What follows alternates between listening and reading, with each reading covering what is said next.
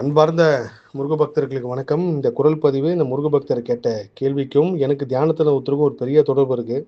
இவர் கேட்ட கேள்வி நான் முதன்முறை எந்த கோயிலுக்கு சென்னா பாலாயம் செய்து கும்பாபிஷேக பணி நடைபெறுகின்றன. இதே தான் என்னோட முருகர் ஆராய்ச்சியில நான் இதுவரைக்கும் சென்ற கோயில்கள் எல்லாமே ஒண்ணு பாலாலயம் தொடங்கியிருக்கும். இல்ல நான் போனதுக்கப்புறம் பாலாலயம் தொடங்கி அந்த கோவில் கும்பாபிஷேகத்துக்கு ஏதோ ஒரு வகையில நான் மத்த முருக பக்தர் உதவி செய்யுங்கன்னு ஒரு காணொளி பதிவு பண்ணியிருப்பேன். இல்ல போயிட்டு வந்ததுக்கப்புறம் சொல்லியிருப்பேன். அப்படிதான் வயலூரா இருக்கட்டும், பில்லுடையான்பட்டா இருக்கட்டும், பெரும்பேடு, ஆண்டார்குப்பம் இப்படி நிறைய கோவில்களோட தொடர்பு ஏற்படுத்தி முருகப்பெருமான் ஒரு விஷயத்த நடத்துறான்றத உணர்ந்தேன். இது எனக்கு கரெக்டா தியானத்துல உத்தரவு கிடைச்சு, நம்ம இதுக்கப்புறம் இன்னும் நிறைய கோவில் கும்பாபிஷேகத்துக்கு ஏதோ ஒரு வகையில உறுதுணையா இருக்க போறோம்.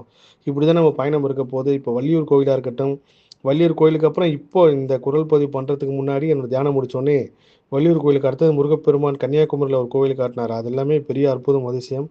நான் எத தேடினேனோ போன வருஷம் இதே நாள் அது சம்மந்தமான ஒரு பதிவு நான் பண்ணியிருக்கேன். அதோட தொடர்ச்சியா இப்போ வள்ளியூருக்கு அப்புறம் அடுத்த கோயில் முருகப்பெருமான் காட்டினாரு. ஒரு சில பேருக்கு அந்த பாக்கியம் இருக்கும். இப்போ கோயில் கும்பாபிஷேகத்துக்கு ஒரு செங்கல் வாங்கி குடுக்குறதா கூட அதுக்கு ஒரு புண்ணியம் பண்ணியிருக்கணும்னு சொல்லுவாங்க. கோவில் பக்கத்திலே இருப்பாங்க. அவங்களுக்கு கோயிலுக்கு எந்த கும்பாபிஷேகத்துக்கு எந்த உதவியும் பண்ண முடியாது. ஆனால் எங்கேயோ இருக்கிறவங்க அந்த கோயிலுக்கு உண்டான எல்லா விஷயங்களும் செய்வாங்க. கொடைக்கானல் கூம்பூர் கோயில் கும்பாபிஷேகம் நடந்ததுக்கு ஒரு பெரிய காரணம் அங்குள்ள மக்கள் தாண்டி எங்கேயோ வெளிநாட்டிலேருந்து வெளியூர்லேருந்து வந்த முருக பக்தர்கள் அதுக்கு உதவி பண்ணியிருக்காங்க அப்படின்னாங்க.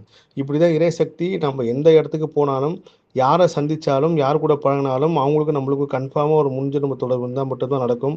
அதே போல தான் இந்த கோவில் கும்பாபிஷேக பணிகளுக்கு உதவி செய்கிறதும்.